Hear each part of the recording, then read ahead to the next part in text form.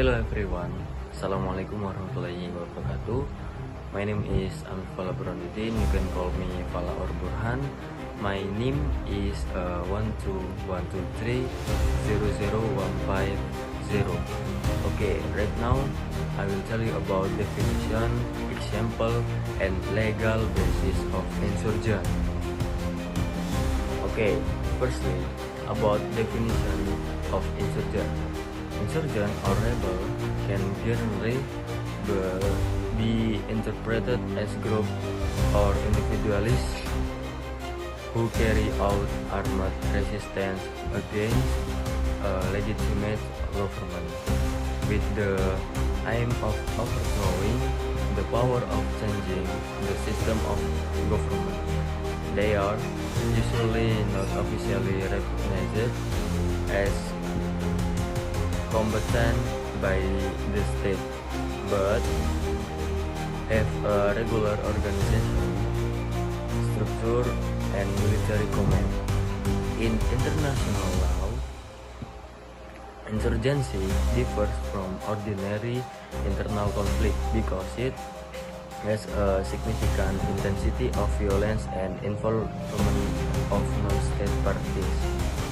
In an academic context, insurgents are not only understood as perpetration of violence, but also as a response to structural injustice or political marginalization. In other words, rebellion can arise from deep dissatisfaction with a system of government that is considered repressive or unrepresentative. However, this act of armed rebellion often ends in prolonged armed conflict and caused many civilian casualties. Secondly, about example of insurgent. One example of an insurgent that is quite well known at the global level is the Taliban in Afghanistan. The Taliban is a rebel group that initially opposed the central government and foreign troops, but later managed to regain control of the government, although they use violence and military methods. The Taliban have a clear leadership structure and political goals, making them an insurgent actor in the law of non-international armed conflict. In Indonesia, an example of an insurgent can be seen in the Free Aceh Movement or GAM before the peace agreement in 2005. GAM carried out armed resistance against the Indonesian government for years, with the aim of separating itself and forming an independent state in the Aceh region.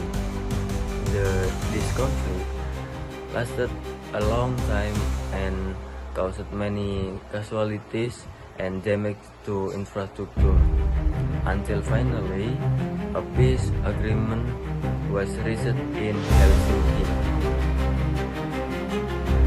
Okay, finally, in Turkey, legal basis of insurgency in international law, insurgency is regulated in Article of the 1949 Geneva Convention, which regulates the treatment of victims of non-international armed conflict.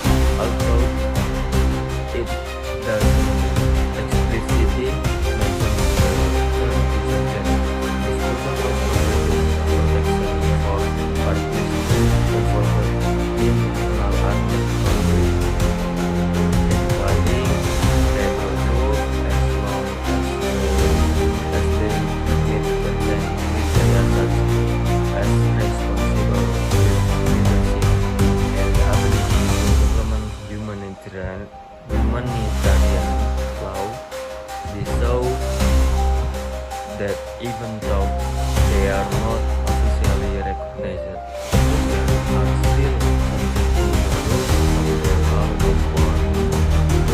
In the national context, action can be categorized as the treason or rebellion against the state, which is regulated in the criminal code or KUHP, Article 106 until 110.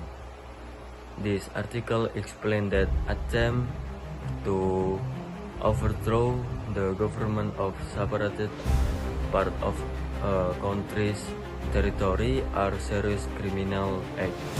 The state has the right to take action against it in order to maintain national integrity, but must still pay attention to human rights and the principle of justice. Okay, thank you very much for the listening my presentation, and from me, wassalamualaikum warahmatullahi wabarakatuh. See ya. Assalamualaikum warahmatullahi wabarakatuh. My name is Bagus Adi Wijaya, and with name 13123000236. And here I will explain belligerence. Belligerence refers to parties engaged in an armed conflict, including rebels who have an organization structure and control over a certain territory and are recognized under international law as legitimate subjects and combatants. In the Indonesian content, for example, there is a debate about whether the separatist group in Papua, UPM, can be recognized as belligerents and what the implications are for humanitarian law. Example of belligerence is number 1, the Hamas group in Palestine, which has belligerent status as a subject under international law. And the number 2 example of belligerence, the Taliban group in Afghanistan, recognized as belligerent in the armed conflict and as subjects of international law.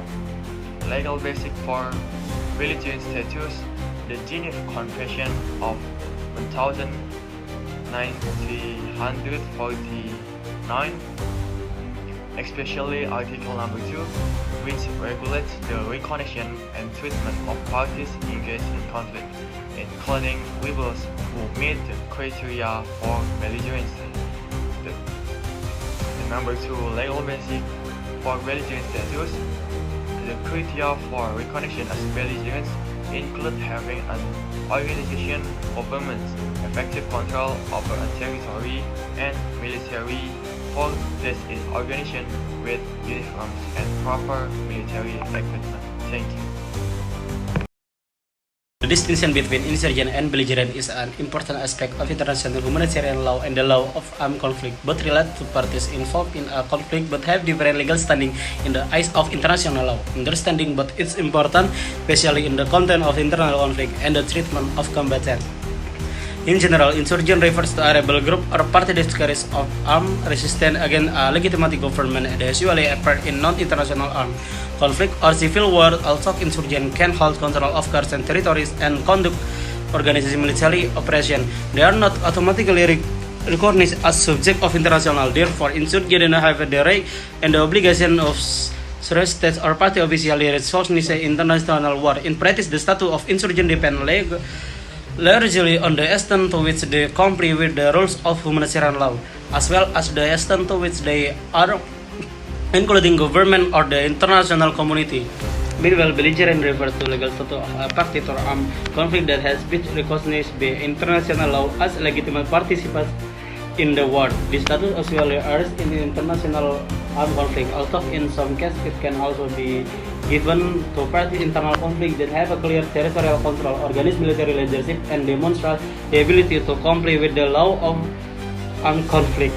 Recognition as a belligerent give a legitimacy to the party to be treated as a combatant, which means they have the right to take direct place judicially if captured or obtained prisoner of war status. In terms of legal basis, this difference is affirmed in several international legal instruments for insurgents. The legal regulation can be found in the Common Article 3 out of the Geneva International Armed Conflict. This article provides minimum protection for people who are not directly involved in hostilities. My name is Bisma Haryanto dengan NIM 3020 325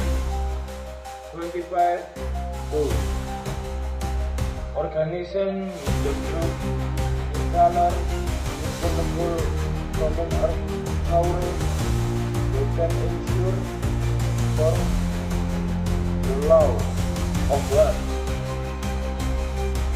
Number 2, control of territory, the control significant and stable return of the territory. Number 3, hospitalis the conflict must be open general in arguing beyond this. Number 4, the law of equality the group must operational law significant setting Somali. Number 5,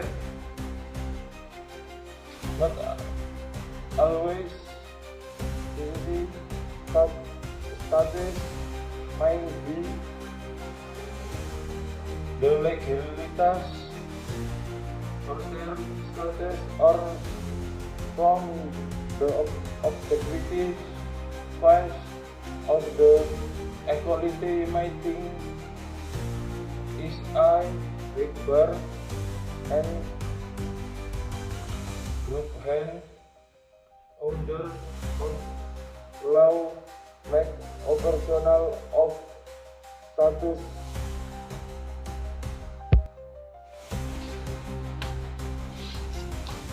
OPM is a separatist group that wants Papua independent from Indonesia, has not been recognized internationally as belligerent, has a comments to control certain areas in a limited way.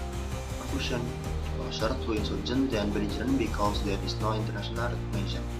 Based on the facts, we can conclude that OPM does show characteristic of an insurgent group, especially due to its political aims and armed operations. However, it does not yet meet the full requirements to be classified as a belligerent under international law. In summary, the OPM might be considered a potential insurgent, but it has not reached the legal threshold required for belligerent status due to its limited territorial control, the decentralized command and lack of international coordination.